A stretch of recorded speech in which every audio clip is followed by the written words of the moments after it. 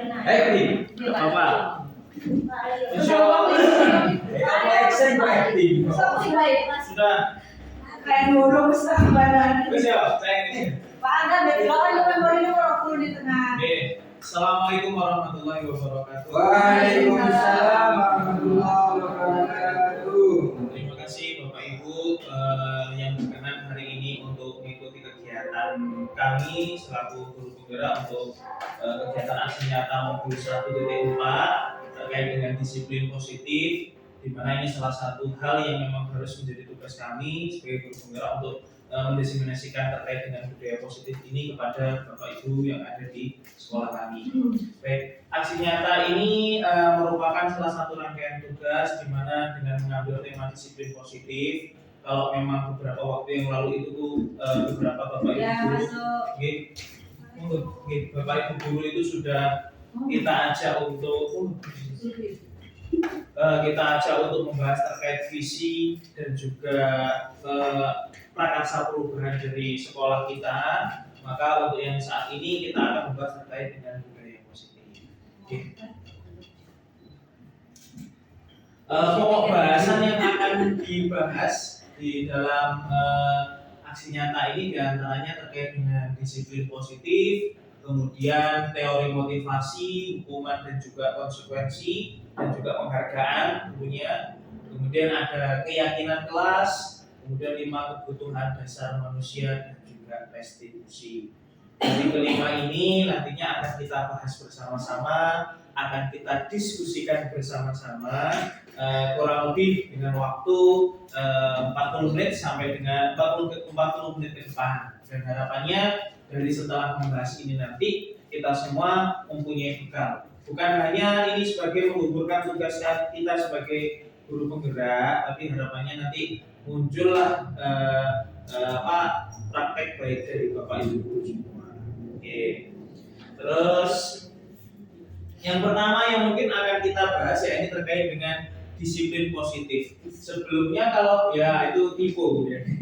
Jadi kalau kita membaca kata disiplin itu kan terikat pada sebuah aturan. Pokoknya harus melakukan. Nah, jadi disiplin ya sudah terikat aturan terus kita harus melakukan. Nah, kalau bicara soal positif ya berarti hal yang baik. Nah, tetapi sebenarnya paradigma disiplin positif itu bukan hanya melulu tentang aturan ataupun juga yang sudah ditetapkan terus harus kita lakukan dengan hal yang baik. Ternyata disiplin positif ini artinya adalah disiplin yang sering dikaitkan dengan peranan penting dalam membentuk kebiasaan dan keutamaan.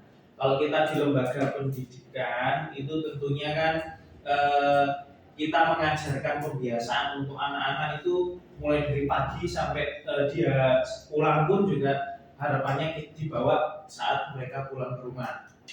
Nah, itu tujuannya dari disiplin positif sendiri adalah memotivasi siswa untuk menjadi diri apa yang mereka inginkan dan capai dan menghargai diri sendiri dengan nilai-nilai yang mereka percayai. Jadi tujuannya ke arah positifnya adalah mereka tuh merasa kayak dirinya tuh punya nilai, punya kemampuan yang mana itu bisa ditularkan atau dikeluarkan ke arah yang positif. Nah, apakah disiplin positif? Kalau disiplin itu kan berarti terus-terusan ya, berkelanjutan, kontinu. Berarti hal positif yang kita lakukan adalah secara berkelanjutan. Contoh mungkin kalau di dalam kehidupan sehari-hari kita sebagai seorang pendidik di Darut Taqwa, disiplin positif yang mungkin sudah pernah kita lakukan, ya contohnya kalau setiap pagi anak-anak kita ajak untuk sebelum masuk kelas hadis terlebih dahulu, kemudian juga datang pagi, gurunya juga datang pagi. Nah, betul. Nah, dalam saling, terus kemudian juga berdoa, mengawali pembelajaran itu termasuk disiplin positif. Nah, tapi apakah disiplin positif yang sudah kita lakukan ini sebenarnya sudah mencapai apa yang dimaksud dalam kurikulum merdeka ataupun juga filosofi pendidikan saat ini? Nah, kalau bicara lagi terkait dengan disiplin positif, ada beberapa pertanyaan pemancing. Kalau menurut Bapak Ibu guru atau Bapak Ibu semua yang ada di sini, pentingnya menciptakan suasana positif di lingkungan sekolah itu apa? Terus yang kedua, ada pertanyaan juga sebagai seorang pendidik atau tenaga kependidikan, bagaimana Anda menciptakan suasana positif selama ini? Dan yang ketiga, apa hubungan suasana positif itu dengan proses belajar atau ilmu yang didapatkan oleh siswa di sekolah? Monggo, Bapak Ibu barangkali mau jawab nomor 1, 3, atau 2, monggo. Sesuai pendapat Bapak Ibu. Penting nih. Oke. Divisi-divisi. Apa pentingnya menciptakan suasana positif di lingkungan? Sangat penting. Sangat penting karena itu nanti kalau ada akan menjadikan sekolah kita ini menjadi lingkungannya satu, anak-anaknya baik, gurunya baik, dipandang dari luar baik, karena sudah lingkungannya di sekolah positif di dalam hal ini disiplin ya, disiplin. Dari segi masuk kita coba, kalau itu ada pasti sangat mendukung dan tentunya bisa memanfaatkan di sekolah kita lebih wow. Karena bahkan Pak, dengan di sekolah dibiasakan seperti itu, nanti dibawa pembiasanya di rumah. Nah, jadi di rumah anak membiasakan ini juga, jadi orang tua, oh anak saya ada positifnya ya di sekolah ini sampai ke bawah ke rumah, dan tidak hanya di rumah, mungkin di tempat-tempat umum yang lain mereka akan terbiasa dengan pola yang disiplin seperti ini. Betul sekali Bu. Jadi memang kalau misal kita bicara soal disiplin, apa pentingnya? Sangat penting karena memang anak itu ketika di sekolah bukan hanya dia menerima ilmu pelajaran, tapi dia juga harus bisa mengimplementasikan, mempraktekkan, bahkan juga menunjukkan secara realnya bahwa aku bisa mandiri dengan ini. Nah, jadi bukan hanya saat ini tuh Bapak Ibu guru datang dengan memberi materi di papan tulis, mereka mencatat selesai, tapi tidak. Tapi dengan mereka mencatat atau apa itu ada praktek yang dijalankan. Nah, kalau untuk hubungannya sekarang, hubungan suasana positif dengan proses pembelajaran, apakah ada hubungannya? Ini nomor 3 atau nomor 2 boleh sebagai seorang pendidik. Kalau saya nomor 2 itu dalam saya mengajar, saya biasakan anak selesai olahraga anak untuk cuci tangan. Karena anak-anak setelah beraktivitas luar kan banyak rumah dan nempel. Setelah itu cuci tangan, setelah itu baru mereka naik kelas. Itu akan menjadi kebiasaan bahwa setelah saya bermain sesuatu yang kotor, saya harus mencuci tangan saya supaya tidak ada kuman-kuman yang masuk ke tubuh saya. Jadi kalau saya sih seperti itu. Ya, betul. Kalau ini kebetulan di pelajaran olahraga. Kalau secara umum ya sebagai guru itu tidak ada mengajar. Jadi ketika ada anak atau laporan tentang adab, kita juga harus tindak lanjut. Jangan ketika kita diberitahu, saya kan dilapor, namanya wali kelas ya, kadang kita kan diberitahu bu anaknya buat melanggar, kita harus tindak lanjut ke anak itu. Jangan ketika diberi laporan sebabnya secara cilik gitu. Jadi nggak hanya ngajar materi selesai, nah, gitu. Tapi tetap ya mulai dari disiplin seragam, disiplin waktu, disiplin ya adab juga gitu loh. Jadi tidak lanjut adab. Ya, jadi kita memposisikan dirinya tuh ya menuntun iya, mendidik iya, juga mengajar juga iya. Nah, jadi memang teladan juga. Nah, ya, memberi teladan. Kalau anak nggak lihat kan, Tahu ya. anak biasanya melakukan apa yang sering dilihat. Kalau beruntung ini. Ini yang paling Mendengar pun apa yang sering diucapkan. Contoh mendidik. Ya, jadi cukup kalau di soal nomor 2 ini cukup menjadi refleksi dari kita bahwa seorang pendidik memang harus menciptakan suasana yang positif. Kan tidak ada ya, saya jadi tidak ada sih kalau seorang pendidik ataupun juga tenaga kependidikan itu berniat untuk membuat contoh yang buruk. Nah, maksudnya kan tidak ada yang niat seperti itu. Gitu balik. Tapi kejadian Oh iya. Kalau masalah Semoga sudah terselesaikan dan itu dengan bahasa itu. Ya betul kan Boy? Karena memang harus kita implementasikan dalam kehidupan sehari-hari. Lalu untuk yang ketiga, hubungan suasana positif dengan proses belajar itu gini. Kira-kira apa nih hubungan suasana positif atau budaya positif itu tadi dengan proses pembelajaran? Jelas menjadikan karakter anak kuat. Contoh tadarus pagi. Nah, lihat tuh.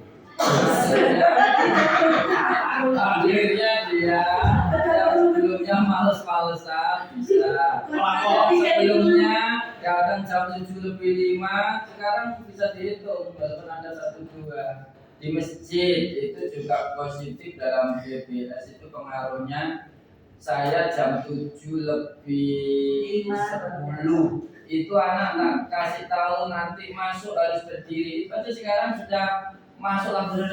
Nah, jangan sampai itu terjadi. Sehingga di situ menjadikan karakter untuk walaupun anak-anak pertama ya menunggu, tapi akhirnya tanpa komando yang kedua ketiga sekarang sudah remsi. Jadi terbiasa juga. Kalau saya melihat sih sebenarnya juga karena figur, Pak. Jadi kalau memang ketika di sesi 1 Pak baik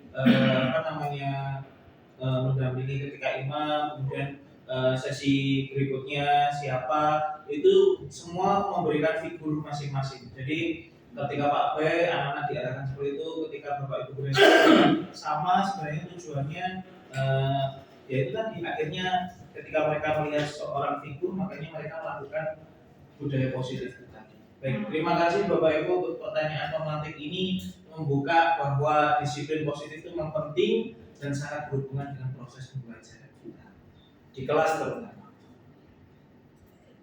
Nah, sebenarnya kalau berbicara mengenai disiplin positif, ini serangkaian dari apa yang kita bahas hari ini nantinya itu berkonsep dari teori kontrol yang dikemukakan oleh Dr. William Glaser. Nah, di mana sebenarnya kita pernah mengalami ini atau bahkan salah satu di antaranya. Monggo kita refleksikan bersama. Yang pertama adalah ilusi guru mengontrol murid. Pada dasarnya seorang murid itu memang tidak mau dikontrol. Dia itu nggak mau diarahkan sebenarnya. Tapi kita sebagai seorang guru, orang tua guru di sekolah mereka, kita merasa itu mengontrol murid tersebut. Artinya apa? Kita mengarahkan ke hal yang positif atau kita jangan berbuat seperti itu. Jangan lari ketika di depan Bapak Ibu guru, jalan, nggak boleh lari, ayo lari kembali. Kita mengontrol mereka. Nah, itu secara tidak sadar sudah kita lakukan dan prakteknya sekarang seperti itu. Itu ilusi guru mengontrol murid. Kalau ilusi bahwa semua penguatan positif efektif dan bermanfaat, tidak salah kalau semisal kita menghadapi murid yang sedang bermasalah dalam hal ini, contoh kalau Bu Desi atau Bu Desi menemui anak yang kadang terlambat gitu, Abigail atau siapapun itu, ya pasti tidak semata-mata kita mendukung atau memberikan konsekuensi kepada mereka, tetapi kita juga memberikan nasihat yang baik. Nah, ketika nasihat itu sebuah penguatan positif, efektif dan bermanfaat, dan kita lakukan itu juga. Kemudian kontrol yang ketiga ada ilusi bahwa kritik dan membuat orang merasa bersalah dapat menguatkan karakter. Hal ini didasarkan pada mengontrol murid menuju pada identitas gagal. Mereka belajar untuk merasa buruk tentang diri mereka. Mereka mengembangkan dialog diri yang negatif, kadangkala sulit bagi guru untuk mengidentifikasinya. Kalau bahasa di dalam hal seperti ini tuh kayak susah ditangkap ya. Tapi sebenarnya prakteknya adalah maksudnya di sini anak itu merasa bahwa dirinya itu berada pada titik yang terendah ketika sekolah. Artinya di rumah mungkin dia mengalami masalah apa, terus kemudian dia berangkat ke sekolah juga terpengaruh dari segi itu. Nah, ilusi kontrol sebagai pendidik ataupun yang kita berada orang tua di sekolah, kita juga berhak untuk berada di titik seperti itu. Dan yang terakhir, ilusi bahwa orang dewasa memiliki hak untuk memaksa. Nah, kita tahu bahwa memang kita dari segi pola pikir ataupun juga kepribadian mungkin merasa diri kita itu sudah mengalami masanya mereka. Dan pasti wajangan kita kalau di kelas itu biasanya kayak gini. Besok 10 tahun yang akan datang ketika kamu kuliah, kamu tuh harus mandiri gini. Saya sendiri pribadi kayak itu kadang memberikan wajangan ke anak-anak tuh kalau sekarang kamu tuh merasa temanmu tuh cuma itu aja, besok SMP loh kamu tuh nggak akan ketemu sama temen yang baru lagi, terus kamu lupa sama temennya di SD. Jadi itu wajar, karena kita merasa bahwa diri kita dewasa dan kita sudah pernah mengalami di masa mereka. Nah, jadi teori kontrol ini dari William Glasser ini adalah pada akhirnya nanti memunculkan disiplin-disiplin positif ataupun juga teori-teori yang lainnya yang sebenarnya sudah kita lakukan saat keseharian di lingkungan sekolah.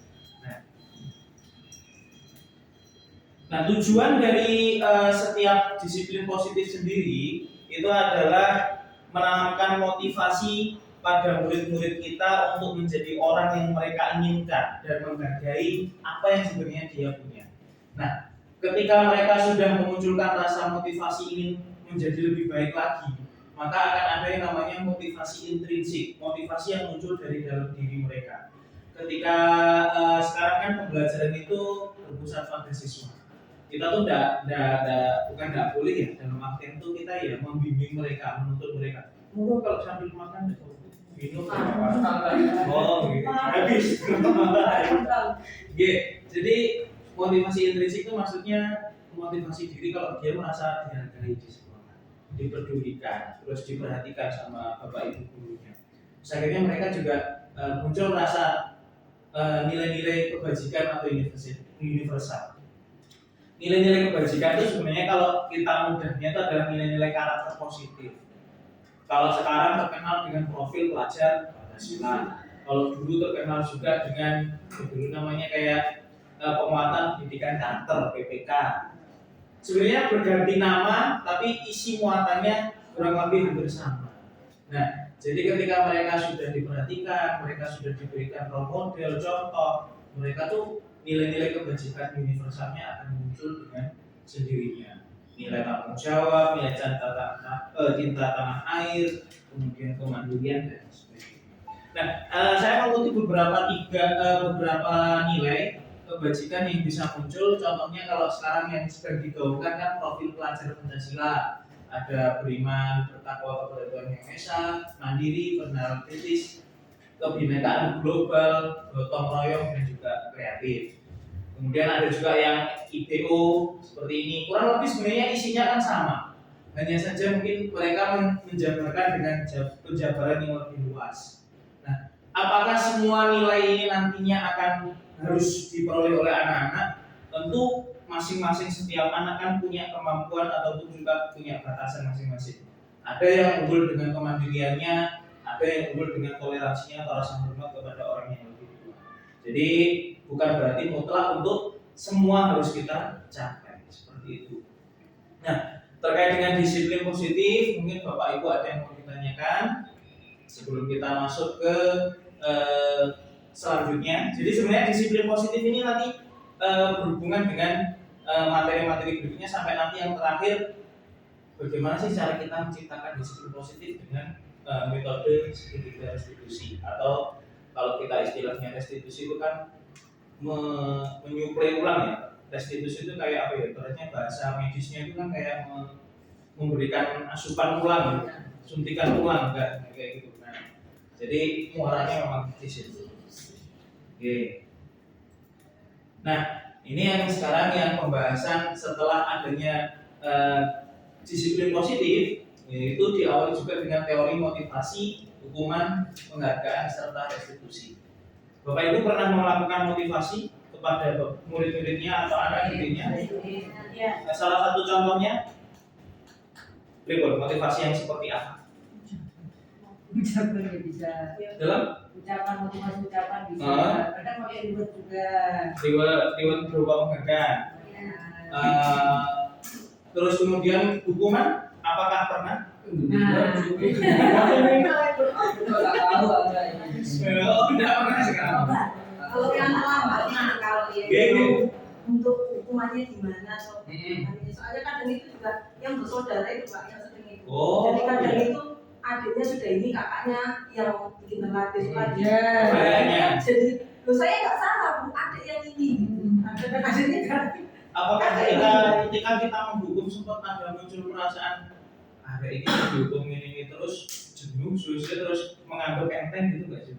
Iya, badannya. Iya. Dan memang Baju hukum ya, meskipun dia Belajar itu curang. basic itu lagi Pak, sama aja. Dan kebanyakan itu aja ya. Iya. Mungkin dari hukuman itu bagaimana kalau hukuman itu akan berhasil itu kita tidak mengacu pada anaknya aja, Pak. Kita tidak lanjuti pada orang tua. Soalnya yang inti awalnya anak terlambat itu kan mungkin salah satunya adalah orang tua yang di rumah ya kan, anaknya yang kena dampaknya pada orang tuanya yang melakukannya, istilahnya seperti itu. Jadi harus ada keseimbangan, ada hukuman anak, ada hukuman orang tua juga. Contohnya Safira Boni itu kan Udah sih, hukuman orang tua itu bukan diambil, bukan di ini, diambil, ya nanti dikasihnya terus kasihan anaknya. Saya tidak akan mengatakan Jadi kebiasaan sampai dewasa. Nah, itu kan juga ada bagus juga. Nah, kalau kita hanya kan selama ini kita berhenti pada hukuman anak. Yowes, hari yowes tak ada tindak lanjutnya. Apa hukuman itu ya kan? Dia kalau tadi dihukum langsung masuk. Aja. Orang mendingan begitu. Kasihan anaknya tak minum di Senin. Tapi orang tua di rumah ada cawan apa? yang misalnya orang tua ya anaknya memang telat terus kemudian anaknya jalan masuk ke gerbang pikirannya baik-baik saja sudah. Ada justru anaknya yang ini Pak, ibunya santai gitu kayak tadi pagi itu anaknya justru ayo bu ibu santai malah yang ini anaknya karena terlambat nanti ya ayo cepat sudah ini justru anaknya ayo bu lari ya jalan Anaknya yang ibunya sebab ada kerjasama ya. Itu. Yang pentingnya disiplin positif ya memang di Terus situ. kan Jadi memang terus setiap hari kan ada kebiasaan. munculnya memang harus dari kita bersinergi dengan orang tua juga semua elemennya yang ada di sekolah, nggak hanya juga kita sebagai guru dan murid saja, tapi ketika pembiasaan itu ya itu tadi pembiasaan dilakukan di rumah, mereka juga feedbacknya baik lah paling enggak. Terkadang kan paradigma pendidikan sekarang itu kan ya mohon maaf memang ketika sekolah itu membuat sebuah kebijakan kadang ada yang murid itu merasa bahwa dia tidak terima. Tapi kan kalau kita punya prinsip, kita kan sekolah di situ. Betul. Kayak Muhammadiyah itu, kalau kamu mau masuk ke sekolah saya, ikuti aturan saya. Kalau enggak silakan dulu. Untuk walaupun tidak ada Pak yang berani. Tidak ada. Karena bukan berarti kita butuh siswa. Akhirnya kita mengalah. Iya. Akhirnya kita terjadinya dengan kondisi seperti itu, ya kan? Iya betul. Ya, memang faktanya seperti itu. Dan ya mungkin kalau kita memulainya dari diri kita sebagai seorang pendidik untuk yaitu tadi memberikan budaya positif terus nggak semata-mata menyalahkan siswanya saja, mungkin ya tercipta yang di pola pikir mereka adalah ya aku sangat dihargai di sini. Intinya dari segi anak dulu. Kalau kemudian beranjak ke wali murid, nah itu kita harus komunikasi secara dua arah bersama dengan wali murid. Oke, kalau berbicara mengenai teori motivasi, diawali dengan orang itu mendapatkan motivasi. Nah, biasanya itu ada 3 perilaku. Yang pertama, hanya sekedar untuk menghindari hukuman atau ketidaknyamanan. Yang kedua adalah supaya mendapatkan imbalan atau penghargaan. Yang ketiga adalah mencari orang yang mereka inginkan dan menghargai diri sendiri. Maksudnya seperti apa? Nah, ini kita refleksikan dari diri kita terlebih dahulu. Menghindari hukuman atau ketidaknyamanan itu merupakan tingkatan terendah dari motivasi seseorang. Artinya apa? Ketika dia merasa melakukan sebuah kewajiban, ya satu yang penting melakukan seperti apa? Dihukum. Nah, itu karena berpusat pada hukuman atau rasa nyaman di zona nyaman lah ini. Nah, kemudian naik satu tingkatan, yaitu mendapatkan imbalan dan pujian orang lain. Orang dalam posisi ini akan bertanya apa yang saya dapatkan apabila melakukannya. Wah ini hero. Orang dalam posisi ini ingin mendapatkan pujian dari orang lain. Nah, motivasi yang tingkatannya lebih tinggi atau paling tinggi adalah kembali ke dirinya sendiri. Dia merasa melakukan kewajiban itu adalah menyadari diri dan muncul benar akan jadi seperti apa setelah saya melakukan. Jadi itu muncul dari dirinya sendiri. Nah, sekarang ada sebuah permasalahan seperti ini. agak sulit yang ketiga itu. Nah, nomor satu, sebagai seorang guru, saat Anda hadir mengajar di kelas tepat waktu, motivasi apakah yang mendasari tindakan Anda? Saya Oke. ada dua motivasi. Yang pertama, Yang pertama, ada 3 tadi ya? yang pertama itu tidak rajin, itu memang tanggung jawab. Berarti Ketika tidak rajin, takut CCTV. mungkin Bapak ada guru yang lain Iya. dari 3 motivasi tadi. Silakan Pak. Silakan sampai nangis. Udah kita di kelas harus nangis. Sebenarnya kok tidak ada yang nomor 2? Yang Karena tidak ada pembelajaran.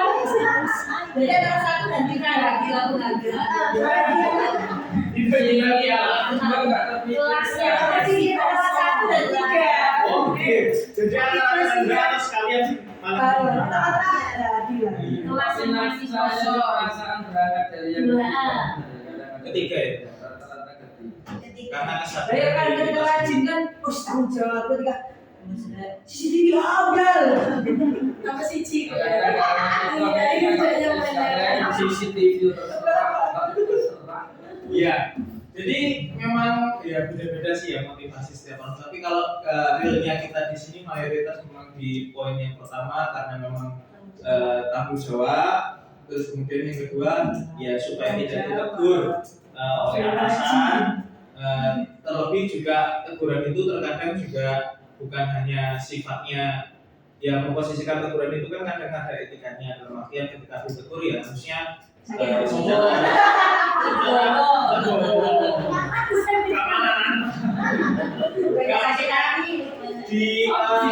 diinfokan itu dalam secara pribadi bukan kok dengan di tempat umum dan yang terlebih lagi kita juga bisa harusnya menjelaskan kalaupun memang kepada atasan kita kronologinya ataupun realnya itu seperti apa yang sering diperhatikan itu alasannya kenapa alasannya Nggak peduli alasannya. nggak ada orang tapi nggak ngerti sebelumnya itu padahal orangnya di bawah Apa tempat waktu di Bogor? Pak Iki Marian.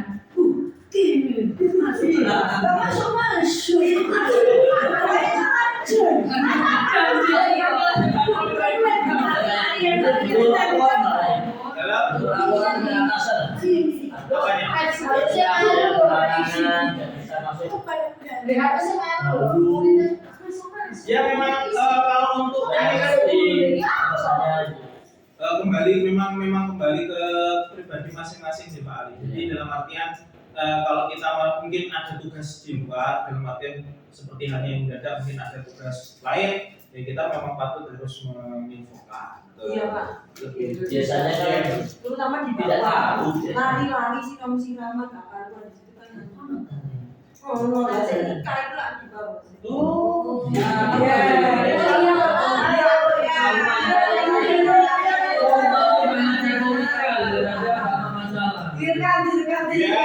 selanjutnya yang kedua, bila di sekolah Anda tidak ada peraturan yang mengharuskan guru datang tepat waktu.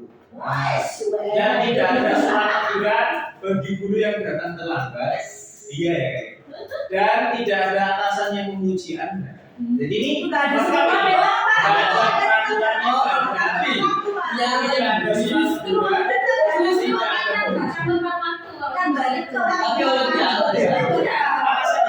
Alasannya karena nggak merasa diawasi, jadi kita sudah ini waktunya ngajar, jadi alasan diri sendiri.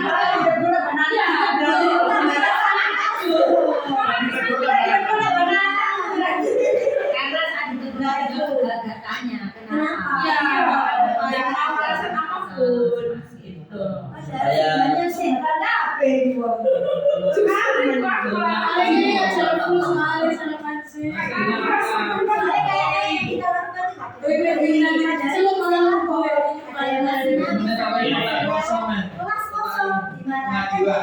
enak gitu loh rasanya jadi maksudnya tanya dulu apa dulu kalau ada gini Punya kesadaran langsung ke motivasi yang paling tinggi kesadaran sendiri. Padahal kita kan pasti itu loh, pasti tahu tanggung jawabnya. Masih sadar ya. Ya mungkin kalau saya boleh menambahkan satu pertanyaan, apakah motivasi tiga motivasi tadi, terutama motivasi dalam diri untuk mengajar, masuk ke kelas secara tepat waktu itu, kira-kira berkaitan dengan jam datang, jam pelajaran pertama sampai jam terakhir itu tetap konstan segitu, atau kadang ini Bapak Ibu mengalami ini ya, dalam artian penurunan, semakin siang motivasi untuk masuk kelas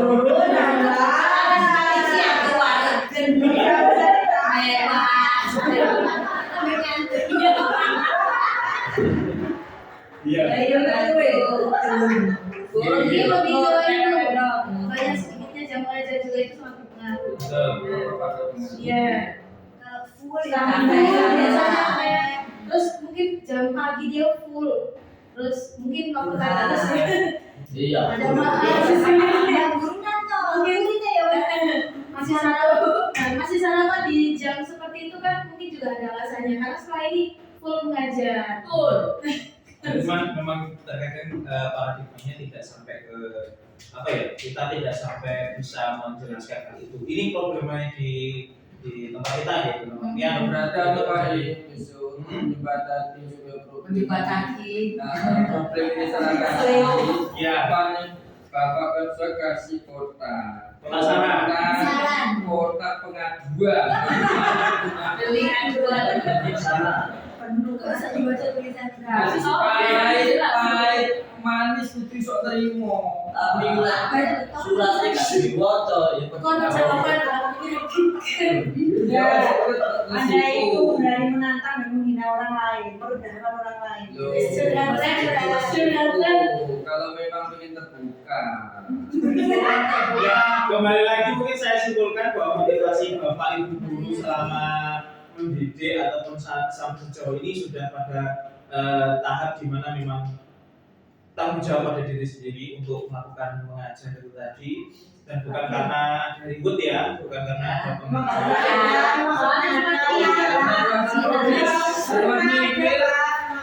nah, berarti teori yang diungkapkan sama Blazer itu ada satu yang memang tidak dilaksanakan, yaitu pemberian ribut.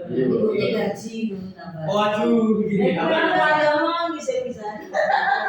Nah, dari ketiga apa yang misal menjadi sebuah motivasi itu tadi, ataupun juga terkait dengan motivasi diri untuk memperbaiki disiplin positif, ternyata ketika kita melakukan sesuatu, kemudian sekarang paradigma dalam pembelajaran berpusat pada murid, kita mengenal ada tiga istilah. Dulu kita mengenal istilah hukuman. Hukuman itu dengan mode paksaan.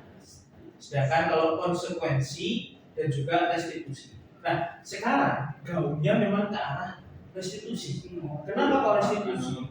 Kalau hukuman dulu itu kan mode paksaannya, terus kemudian korban itu mendapatkan keadilan. Justru hanya korban yang mendapatkan keadilan. Oh, si pelaku sudah ketemu, si pelakunya dihukum, korbannya merasa keadilan. Oh, ya wes. Kemudian muncul perilaku membenci peraturan. Ketika tidak diizinkan untuk memakai sepatu warna hitam, terus kemudian dia suatu saat melanggar dan dihukum, sepatunya tidak dikembalikan oleh sekolah, dan mereka akhirnya membenci. Aku males dengan peraturan ini.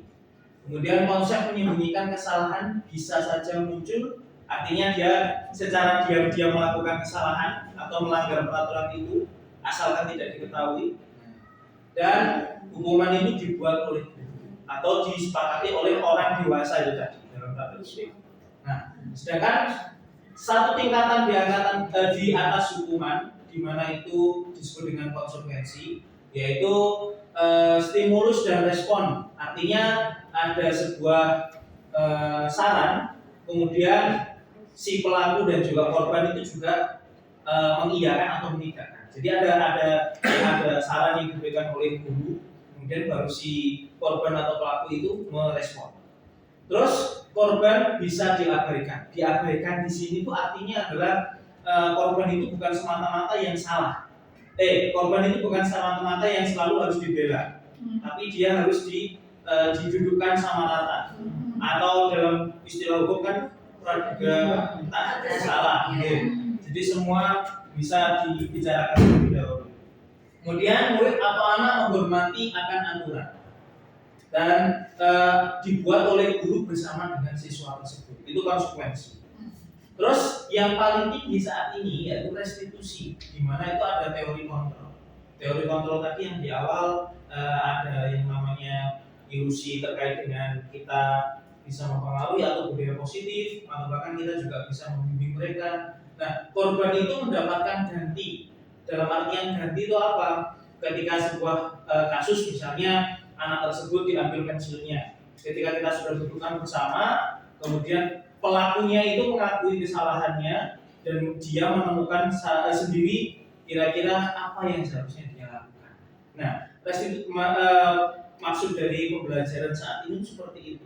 Ketika kita menghadapi sebuah masalah dengan anak, kita nggak selalu mengatakan bahwa kamu salah. Nah, konsekuensinya ini. Nah, tapi sekarang tingkatnya lebih tinggi lagi itu restitusi, di mana kita dudukkan, kemudian kita ajak ngobrol berdua, kemudian juga mereka menemukan untuk gimana sih solusinya. Mereka harus tahu sendiri solusinya seperti apa. Apakah itu sudah terpraktekkan? Tentu tidak semudah mengejutkan mata langsung semuanya anak berpikiran seperti itu. Ada beberapa anak di antara kita yang sudah usianya sudah kelas 6, tapi masih nggak maksud dengan apa yang kita tunjukkan. Memang harus pelan-pelan. Jadi pada itu akhirnya memunculkan sebuah pemikiran bahwa anak itu bisa menghasilkan atau bisa memecahkan masalahnya sendiri dengan sesama temannya. Dalam artian korbannya si A, kemudian pelakunya si B. Maka si B ini berani bertanggung jawab untuk mengakui kesalahannya di depan si A, dan juga dia mau untuk bertindak apa yang seharusnya solusinya. Seperti itu. Monggo Bapak Ibu sambil di sana. Nah, sekarang dari pernyataan ini mungkin kita akan mengidentifikasi. Kira-kira mencatat 100 kali di dalam buku kalimat, saya tidak akan terlambat lagi karena terlambat ke sekolah. Itu merupakan hukuman atau konsekuensi? Hukuman. Karena menurut penjelasan ada yang berbeda. Kenapa kok mengatakan hukum? Karena itu berasal dari guru. Dan kemudian korban di sini adalah yang terlambat sekolah, itu merasa membenci dengan aturan itu. Pada akhirnya kalau dia aku terlambatnya sampai disuruh nulis 100 kali. Seperti itu. Itu kalau baru sehari. Kalau berulang-ulang kan pasti akan muncul seperti tadi.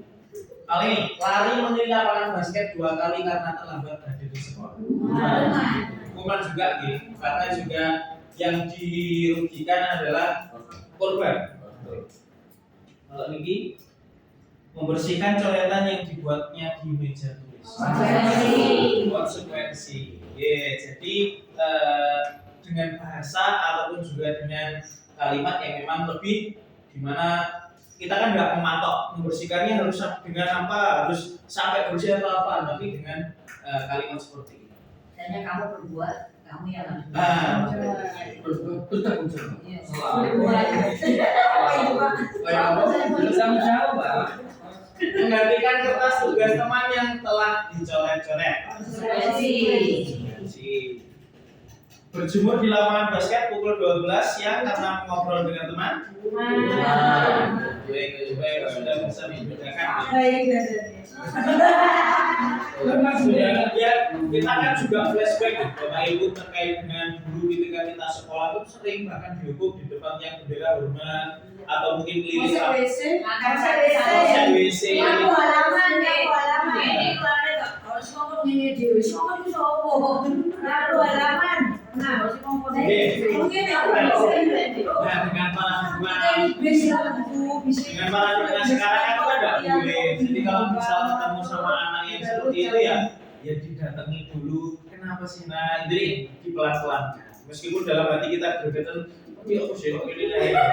Tapi kalau yang kita laksanakan sehari-hari, ketika ada anak terlambat di bawah itu menurut saya konsekuensi bukan hukuman itu. Karena dia ketika ke atas dia bisa mengganggu temannya, dia kan, ya itu konsekuensi. Ya kan bahasanya kita kan tidak harus harus sholat 2 di aula dengan 4 rakaat terus kemudian membaca ngaji di situ juga. Bahasanya kita kan kalau misal terlambat ya konsekuensinya adalah mengganti waktu ngaji dan juga sholat Duha di rumah. Oke, jadi sudah bisa kita bedakan terkait dengan hukuman dan juga konsekuensi. Ya itu sekarang memang paradigmanya harus kita memang lebih halus lagi untuk menata dengan harapan apa? Dengan harapan itu karakter itu motivasi intrinsiknya itu muncul dari diri siswa tersebut.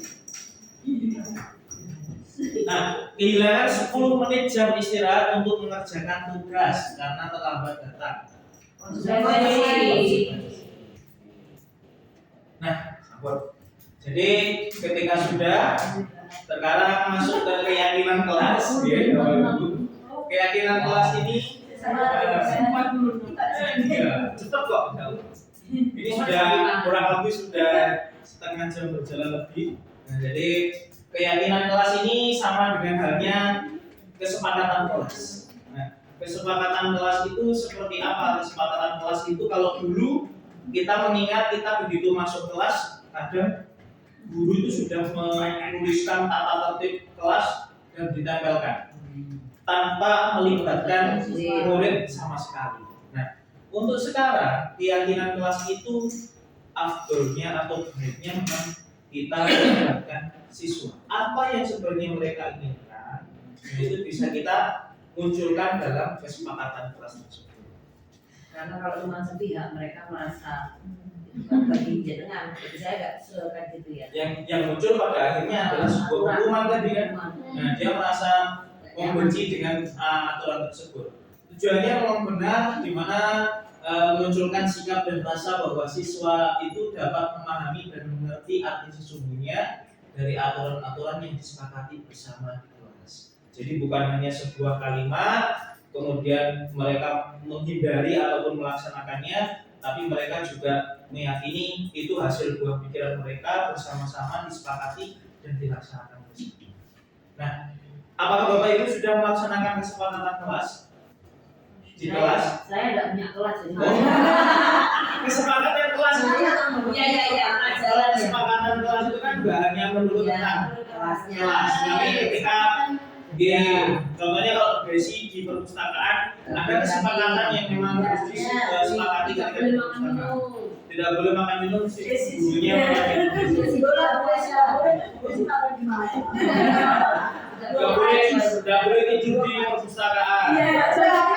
Apa itu ya? Sampai lama-lama. Di luar sekolah. Ada kesepakatan kita di kelas pasti ada. Iya. Termasuk pun kalau memang di PU ada kesepakatannya. Maksudnya operasi. Kesepakatan yang Saya ini belok. dia ngomong. Ya kalau di koperasi mungkin bisa kita buat sebuah kesepakatan di mana memang ya itu tadi anak kan kadang hanya datang ke sana untuk sekedar ngagum atau bahkan alhamdulillah belum sampai ada kejadian anak ngambil dan sebagainya tidak ada belum lah ya. Jangan sampai. Satunya ada. Nah, perhatikan. Prosedur pembuatan sebuah keyakinan kelas atau kesepakatan kelas itu yang pertama mempersilahkan warga sekolah atau dalam hal ini siswa di kelas untuk mencurahkan pendapat. Nah, mencurahkan pendapat ini bisa melalui lisan atau kalau misal lisan itu kemudian susah diungkapkan, mereka malu mengungkapkan, mereka bisa mengucapkan atau menuliskan melalui kertas, kemudian dicatat. Siapa yang mencatat? Ya, di kelas itu pastinya masih wali kelas atau sekretaris. Kemudian mencatat semua masukan di papan tulis atau kertas besar. Sebenarnya ini hanya sebuah prosedur yang umum ya. Jadi ketika anak tersebut itu mencatat apa yang ingin dia ungkapkan sebagai aturan, kemudian disusunlah keyakinan kelas sesuai prosedur pembentukan keyakinan kelas dengan mengganti kalimat dalam bentuk yang positif.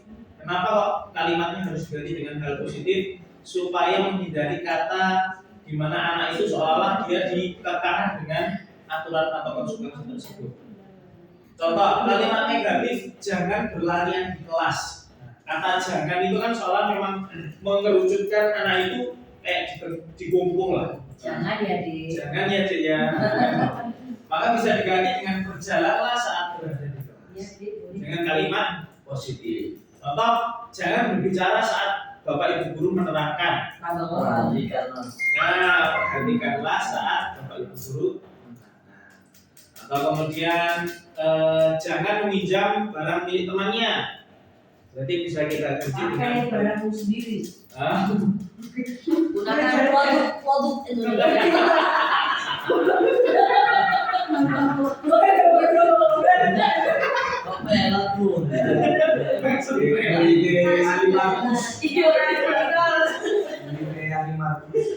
Kemudian setelah itu dikumpulkan keyakinan kelas itu dalam papan tulis, kemudian kita menyeleksi kira-kira kesepakatan mana dengan melakukan peninjauan ulang, kesepakatan mana yang nantinya akan dipakai atau digunakan atau yang masih perlu ditinjau ulang kembali, manfaatnya apa atau tujuannya apa.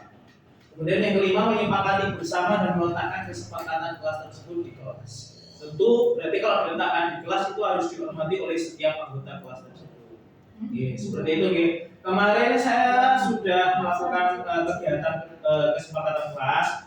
Tadi sudah sempat saya edit videonya, tapi belum sempat saya masukkan di sini. Jadi mungkin nanti kita share di beberapa waktu yang akan datang. Jadi muncul waktu itu gelombang di mana anak itu menyamakan ini boleh nyeker, ya boleh nyeker saat bermain sepak bola. Ini kan kebetulan mayoritas laki-laki.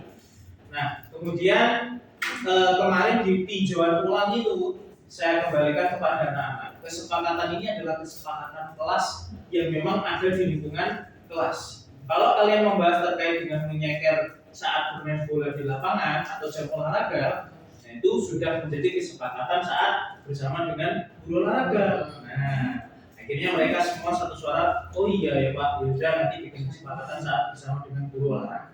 Karena ada yang katanya Pak Hendri memperbolehkan, ada yang bilang juga nggak boleh. Ya kalau saya sih boleh nggak boleh Pak. Kalau saya langsung nggak boleh karena demi keamanan. Nah demi keamanan karena kalaupun mereka kena, walaupun misalnya untuk dibakar nggak mungkin mesti gurunya sendiri yang dicari. Apa ini kok dibolehkan? Terus saya tanya fungsinya sepatu itu untuk apa? Beri kaki. Ada yang bilang nanti cepet rusak bu. Gitu. Terus iya kaki mesti rusak. Nah gitu. Nggak balik ngomongnya ini tuh pakai logika gitu. Kita tuh demi keselamatan. Kenapa nggak boleh? Demi keselamatan itu toh. Ya cuman kalau memang ada yang memperbolehkan ini yang jadi ini Pak yang bikin anak-anak bingung. Wah enak sama inilah. Ya. Oh karena mereka aturannya ketat. Nah itu yang jadi kita apa ya? Ada yang merasa kayak jadi guru jahat, ada yang merasa jadi guru baik, ya kan gitu nanti akhirnya. Jadi ngerasa kayak diajar Pak Hendri lo enak soalnya lo nyeker. Ya jadi gitu nanti kan sebutin berikut merek. Jadi Pak Jadi memang harusnya ini ya harus ada sinkron ya. Jadi dua-duanya kenapa dia tidak boleh dan jelaskan. Alasannya kenapa? Jadi nggak boleh ya. Kita jelaskan kalau itu kena paku kena ini nanti siapa yang disalurkan pasti bapak ibu juga. Nah terus nanti kakimu luka bagaimana? Nah, itu dijelaskan supaya mereka paham. Tapi kalau peraturan itu bisa mungkin itu kita sama. Iya, Karena bisa. satu membolehkan, satu tidak Nah, membolehkan. Ada yang jadi bingung. Bisa jadi oleh apa gitu. Dan mereka kan mikir enak Pak Iki, enak Iki lebih. Iya. Kalau semuanya sih nggak Konsisten. konsisten. Hukuman persekusi. Jadi seperti itu. Harus memang sama, harus memang satu tujuannya juga sama. Sama juga waktu itu ya di saat pembuatan kesepakatan kelas itu anak laki-laki terutama yang mau mengatakan diperbolehkan membawa mainan, tapi hanya dikeluarkan saat istirahat. Nah, peninjauan ulang itu gunanya memang di situ. Kita harus menguatkan kalau mainannya dibawa terus nantinya dikeluarkan pas waktu di luar jam istirahat, konsekuensi yang diterima apa? Nah, mereka langsung mengatakan, dan dikembalikan Pak. Nah, ketika itu nanti dilakukan secara berulang-ulang, lah numpuk mainannya di kantor. Apa yang terjadi? Nah, jadi malah mereka akhirnya memikirkan kembali, oh ya sudah usah. Nah, seperti itu mengganti dengan kesepakatan selesai. Oke. Tapi ini loh Pak, Apa loh? nomor 3 itu. Ya. Ini sering kali didengungkan kalau buat kalimat itu jangan kalimat yang negatif. Sebenarnya saya sedikit nggak setuju. Kenapa? Karena tipikal anak-anak itu kadang kalau nggak dites itu nggak paham. Maksudnya ojo ngomong. Nah, kadang lagi keinginan itu ayo ngomong yang baik kadang enggak. Tapi kalau di dalam konsep, kalau di agama pun itu sebenarnya penggunaan jangan itu justru ada. Contoh, latar dong, jangan marah. Itu kan pakai jangan. Latar jangan bersisi. Artinya apa? Ini penggunaan kata jangan itu sesuai. Nah, ini dari mana asalnya kok nggak boleh pakai kalimat negatif? Apakah ini memang dari barat atau memang kajian tertentu? Artinya di kelas itu kadang aneh kalau nggak langsung dites, itu nggak paham. Mungkin bisa. Kalau saya pribadi, saya nggak mempermasalahkan pakai kata jangan. Yang penting ada alasan yang menyertai. Misalnya, jangan lari. Kita dikasih penjelasan gitu loh. Jangan lari karena nanti bisa jadi jatuh dan sebagainya. Iya. Itu Cuma jatuhnya jangan. Maksud saya itu tadi karena sedikit saya lihat bertentangan. Artinya kalau saya pahami latar atau jangan marah kan kalau lari kan artinya ojo jangan. Ya, betul. Memang yang kita terima sebagai guru Parenting, bahasa parenting. Bahasa parenting ini kan kalau jangan waktu ya, kalau yang kita terima sebagai guru memang seperti itu Pak. Apa yang terjadi buah pikiran di Arja Dewantara itu dikaitkan dengan teori. Bahkan sehari ini nanti kan kita teori Glaser tadi. Glaser kan memang dari barat. Jadi kalau memang disinkronkan dengan yang sekarang dengan Islam ataupun juga ajaran Islam, ajaran yang ada di sekolah kita, tentu akan ada beberapa hal yang bersinggungan. Ya betul tadi kata Pak Hasan, ketika kita mengatakan jangan berlarian di kelas, tapi kita harus menambahkan. Nah, Kenapa? Ya supaya anak-anak bisa memahami. Betul, itu jadi pertimbangan. Oke, itu untuk kesepakatan kelas. Kadang sing membicarakan itu tentu iso nglakoni. Teorinya bisa. Teori tok praktek sekolahnya manusia coba mau ngajar. Ayo sini apa? Seperti meninggal itu. Manusianya apa itu? Manusianya manusia. Ini seperti itu kan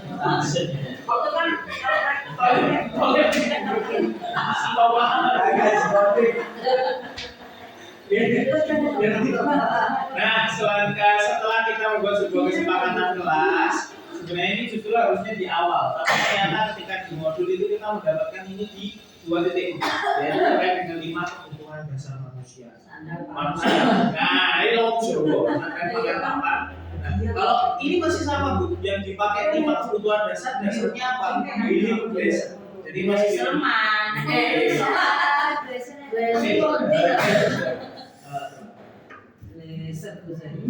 Ya. 5 kebutuhan dasar dalam teori tersebut dikatakan yang pertama adalah bertahan hidup. Kemudian kasih sayang dan rasa diterima. Kemudian kebebasan, terus kesenangan dan juga kemaslahatan. Yang pertama, kebutuhan bertahan hidup.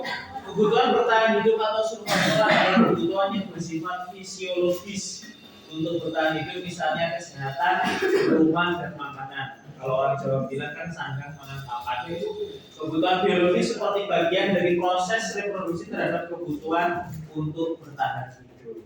Nah, ini supaya memunculkan rasa aman. Jadi bagaimana dia kebutuhan dasarnya adalah bertahan hidup dan terus melangsungkan kehidupannya. Kebutuhan dasar yang kedua, kasih sayang. Kebutuhan ini dan 3 kebutuhan berikutnya adalah kebutuhan yang sifatnya psikologis. Kebutuhannya untuk disayangi dan diterima meliputi kebutuhan akan hubungan dan koneksi sosial. Kebutuhan untuk memberi dan menerima kasih sayang dan kebutuhan untuk merasa menjadi bagian dari suatu kelompok. Kebutuhan yang dasar yang ketiga, yakni penguasaan. Kebutuhan ini berhubungan dengan kekuatan untuk mencapai sesuatu, menjadi kompeten, menjadi terampil, diakui atas prestasi dan keterampilan kita. Jadi kalau penguasaan itu ya dia menguasai suatu hal dan dianggap bisa menguasai tersebut. Jadi itu kebutuhan dasar dia diakui bahwa dia bisa menguasai satu hal tersebut. Contoh misalnya katakanlah kalau dari segi anak, aku ini sebenarnya bisa nyanyi, tapi kok guruku tidak pernah menunjuk aku untuk jadi ikut lomba nyanyi. Nah, kan itu dia kebutuhan dasar penguasaan yang tidak tercukupi. Kemudian yang keempat ada kebebasan. Nah, ini yang sekarang memang lagi rame-ramenya pembelajaran yang berpihak pada murid itu atau pembelajaran berdiferensiasi itu tadi, di mana guru itu anak itu kan punya karakter masing-masing. Tapi bukan berarti guru itu harus si A itu Abigail harus diiniin dengan cara seperti ini. Terus kemudian Abigail harus dipelajari dengan model seperti ini. Nah, ya guru ini yang akhirnya harus membelah diri jadi 20 kan enggak mungkin. Jadi kebutuhan untuk bebas adalah kebutuhan akan kemandirian, otonomi, memiliki pilihan dan mampu mengendalikan arah hidup seseorang. Anak-anak dengan kebutuhan kebebasan yang tinggi menginginkan pilihan, mereka perlu banyak bergerak, suka mencoba-coba. Dan kebutuhan dasar yang terakhir adalah kesenangan. Kebutuhan akan kesenangan adalah kebutuhan untuk mencari kesenangan, bermain, dan tertawa. Makanya sekarang kan transisi PAUD itu kan bukan lagi hanya kelas 1 tapi sampai kelas 2. Sampai kelas 6. Dulunya lama-lama sampai kelas 6.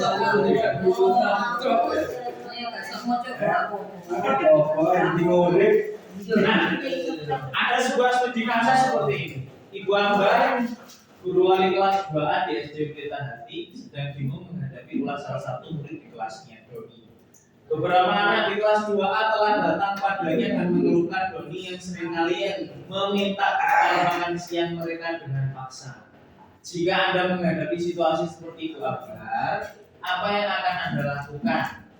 Gampang.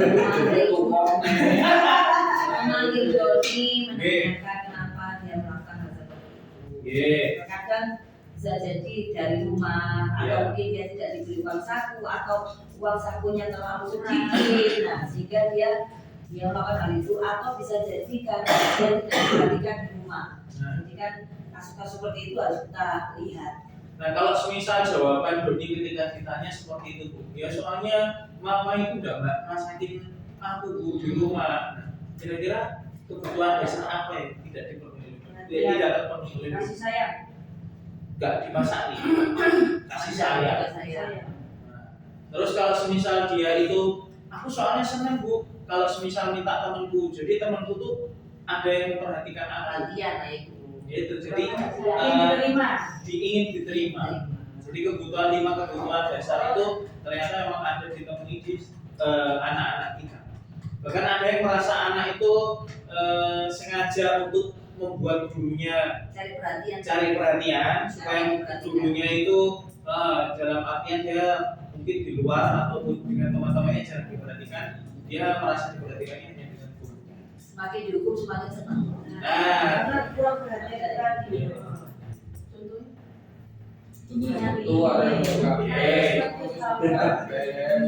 Nah, muaranya dari keempat tadi memang mengarah pada sebuah restitusi ini, Bapak Ibu.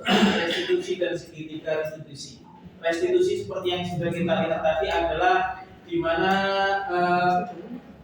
restitusi ini adalah sebuah tindakan yang mana nantinya timbul dari diri sendiri untuk menciptakan kondisi bagi murid untuk memperbaiki kesalahan mereka sehingga mereka bisa kembali pada kelompok mereka dengan karakter yang lebih kuat.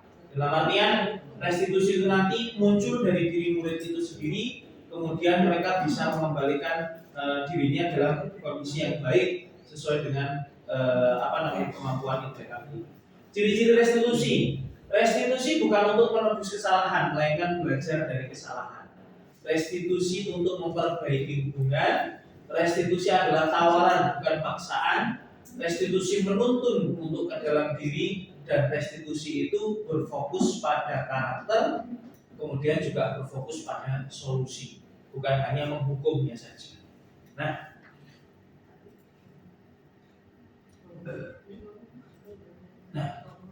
dalam proses restitusi kita nantinya akan mungkin melihat ada 5 posisi kontrol dalam restitusi itu tadi. Yang pertama adalah sebagai hukum, kemudian yang kedua adalah membuat merasa bersalah, kemudian sebagai teman, pemantau atau manajer. Nah, kita mungkin pernah ada di posisi mana? Nanti mungkin sama-sama kita perhatikan. Yang pertama, penghukum. Seorang penghukum itu bisa menggunakan hukuman fisik maupun verbal. Nah, orang-orang yang menjalankan posisi penghukum senantiasa mengatakan bahwa sekolah memerlukan sistem atau alat. Nah, kata-kata yang biasa diucapkan dengan langsung patuhi aturan saya atau awas. Kamu selalu saja salah. Berarti Enggak. Oh ya, ditunggu sebentar. Yang selalu yang terakhir selesai. Nah, jadi pengucapan kalimatnya adalah seperti itu. Itu adalah posisi penghukum. Kedua, pembuat merasa bersalah. Jadi ini posisinya guru ini memang bersuara dengan lebih lembut, tapi kata-katanya mungkin menohok. Dengan kata-kata yang mungkin seperti ini. Ibu sangat kecewa sekali dengan Pak.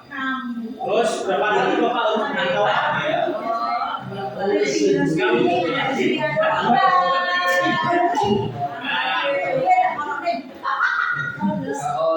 sebagai teman, guru pada posisi ini tidak akan menyakiti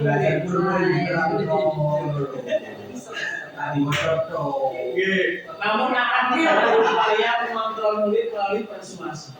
Tapi ada hal negatif yang akan muncul dari sosok guru sebagai teman, yaitu bila suatu saat guru tersebut tidak membantu, maka muridnya pun akan merasa kecewa atau berkata, saya pikir bapak atau ibu adalah teman saya. Nah, kalimatnya mungkin yang diucapkan oleh bapak atau ibu guru saat berada di posisi teman adalah, ayo ingat tidak bantuan bapak selama ini, atau sudah kali ini tidak apa-apa, nanti ibu yang bereskan. Jadi dia merasa bahwa dia teramankan dengan posisi kukira bestie ternyata nggak bukan. Sebagai pemantau, ini tingkatnya lebih tinggi karena dia menyimpulkan sebuah permasalahan dengan tidak semata-mata si A korban, si A pelaku, tapi dia menghitung dengan perhitungan, dengan catatan atau dengan menggali informasi dari kedua belah pihak. Nanti aku lakukan polisian. Kalimat yang mungkin biasa diucapkan ada apa yang telah kamu lakukan. Jadi dia menggali, mengorek-ngorek. Nah, sanksi atau konsekuensi apa kira-kira yang kamu akan dapatkan terima. Nah, untuk posisi yang terakhir adalah posisi yang mestinya harus bisa kita identifikasikan. Karena itu posisi sebagai manajer. Itu posisi dewa ini.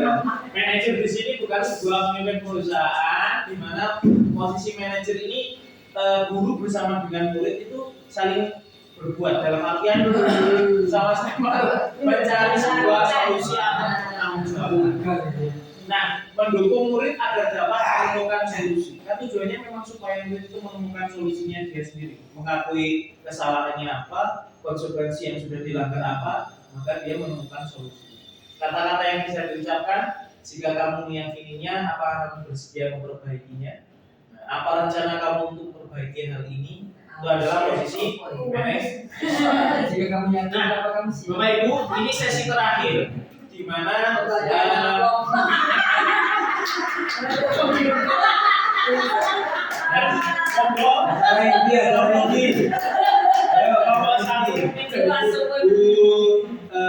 Yuvia bisa memilih satu. Di sini nanti ada kasus yang bisa dibaca.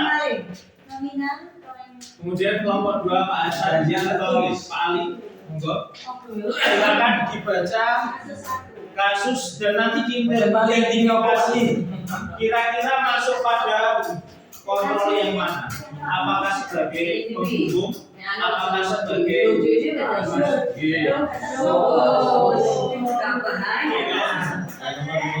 cukup tentang posisi kontrol mana yang dengan ketentuan dari cerita Posisi apakah sebagai Posisi kontrol aja ya. ya posisi kontrol saja apakah sebagai penghukum membuat merasa bersalah teman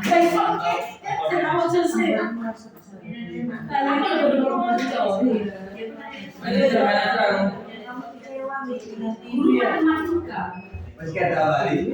Ya Allah, saya kok.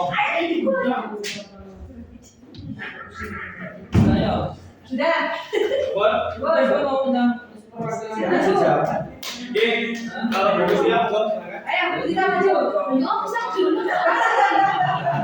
Perhatikan sudah sana di kembali.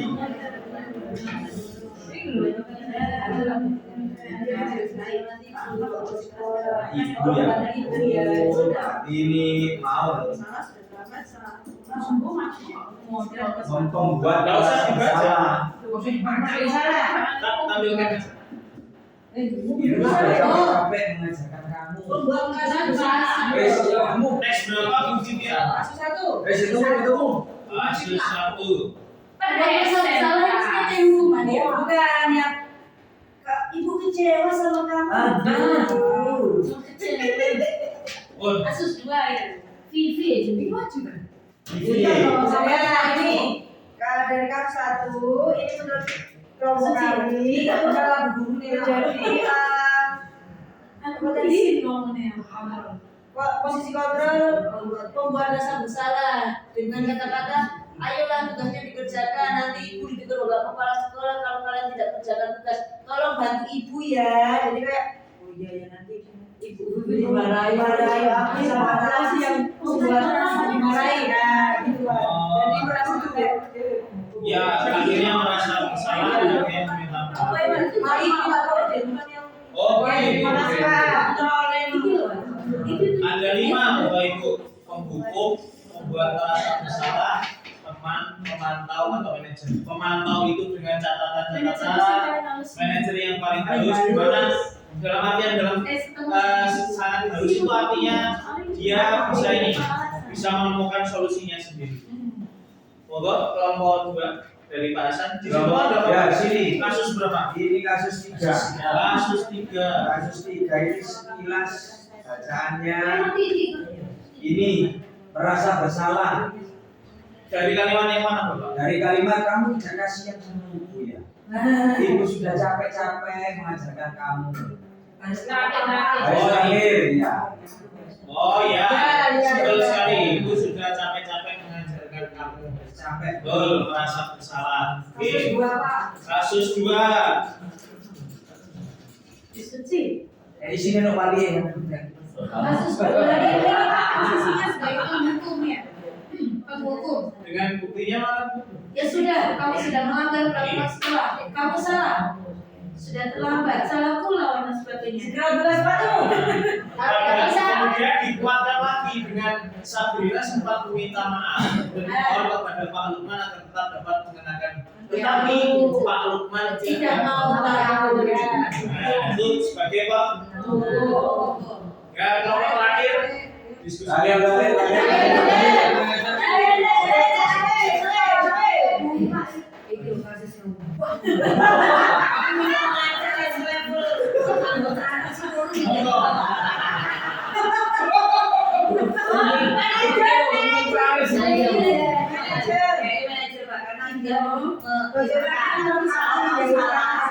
Gimana tahu jawabmu terus kembalikan bagi korban kalau kamu apa yang harus diperbaiki bagaimana cara mampu kembalikan dia yang butuh itu toh. Ya. Jadi ada kasus di mana Anton dan Dino itu bertengkar. Nah, kemudian kancingnya si Anton itu lepas. Dokter benar bisa ini. Kancing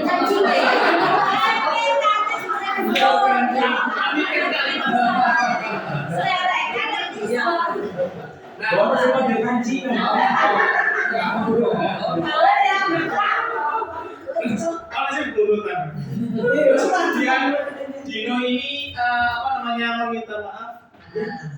Dino ini meminta maaf bahwa apa namanya kira-kira apa yang bisa saya perbuat. Jadi dia bisa mengetahui sendiri harus berbuat apa. Kemudian dia oh iya Bu, konsekuensinya saya harus mengganti kancingnya atau menjahit. Dia sampai mencari tahu ke guru lain. Ya, iya benar nggak? Oke, betul sekali Bu.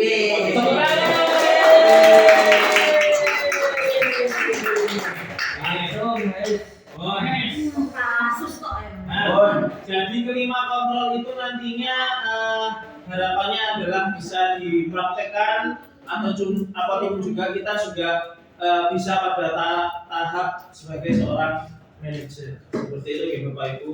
Baik, demikian yang mungkin bisa kami sampaikan terkait dengan apa yang menjadi sebuah disiplin positif sampai nantinya bermuara pada kegiatan restitusi ini. Mudah-mudahan Bapak Ibu guru semua juga bisa mengerjakan, kami juga bisa melaksanakan ini semua. Meskipun berat pada awalnya, tapi kalau memang sudah terbiasa dan kembali kepada niat baiknya adalah hal yang baik. Itu saja yang bisa kami sampaikan. Kami akhiri. Wassalamualaikum warahmatullahi wabarakatuh.